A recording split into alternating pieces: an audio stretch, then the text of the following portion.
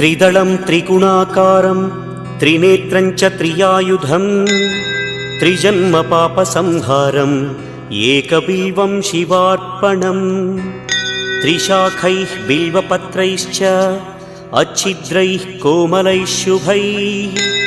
तव पूजां करिष्यामि एकबिल्वं शिवार्पणम्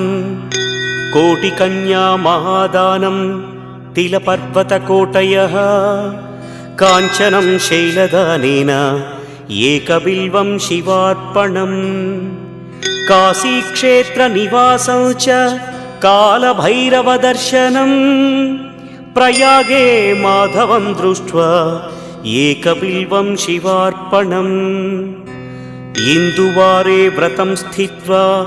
निराहारो महेश्वर नक्तं हौष्यामि देवेश एकबिल्वम्